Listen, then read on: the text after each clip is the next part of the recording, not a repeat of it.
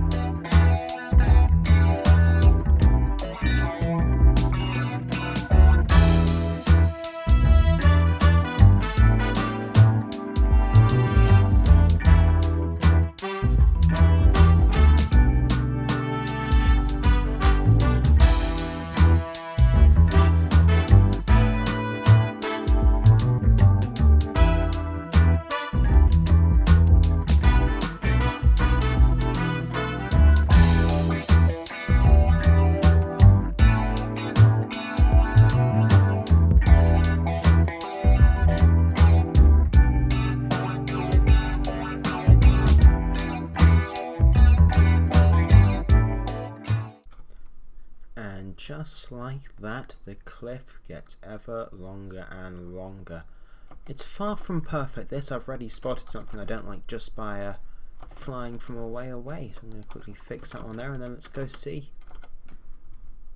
That looks better already. That is a good amount of progress on this side done. So I think in the next episode we should hopefully finish the first ring of cliff entirely, and then move on to the next section, which we sort of started to do on this bridge here with the dirt. So make sure you keep an eye out for that. But yeah, that is some very good progress. Alright, we are back at spawn, and that's because what I have here is what I like to call the dirt auction. This is a social experiment I'll be doing on the server. In this chest there is a single block of dirt with a U. There's a little lectern explaining it, so I'll just read through what I've written now. Welcome to the dirt auction. Inside this chest there is a singular dirt block. There is only one of these blocks on the server. If you wish to purchase this block, leave an anonymous bid in the chest.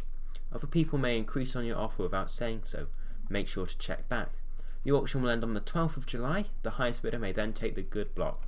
Good luck and happy bidding. Now, this may seem stupid, but I'm hoping that people will buy the dirt block, and if they don't, it's cost me 1 XP level. But hopefully the scarcity value might get people thinking, I want that dirt block, I want it, and then if people want it, other people want them not to have it. And let's just see where this goes. People may not bid on it at all, but maybe I'm onto something big here. But let's see how people bid. I have just been doing a whole bunch of crafting using the drops from our Guardian farm so we can stock back up the merchant cart. We had a few sales as we saw earlier on. It's about time we fill this bad boy back up. So we're running low on both the prismarine types, so I crafted myself up a whole bunch so we can just chuck all of these in, I hope. Perfect. And then a lot of prismarine bricks as well. Let's hope that these ones sell.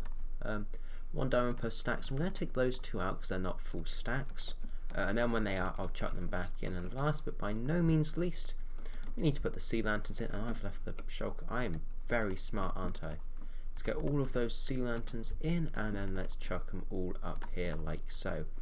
Lovely jubbly. That could be 4, 8, 12, 16, 20, 24, 26 diamonds based off that alone. And if the prismarine sells, that also would be nice. We've got a few rockets left, but that's going to be about it for this episode. We got a lot of stuff done today. We nearly finished the gunpowder farm, but I'm an idiot, so we're going to have to finish that one off in the next episode. We continue to work on the base, and it is looking really good. I want to get a nice little flyby of this part here for the outro, because I think that'll be lovely to look at what we've just done. Yep, there it is, beautifully cliffy, as with all of it. And when we finish this off, it will start to look really, really good. If you did enjoy, please feel free to like, comment, and subscribe. Let me know what you thought of the video and what I could do to stop being such an idiot with these farms. But anyway, I've been Per, and I'll see you in the next one. Bye. Beautiful. Stellar.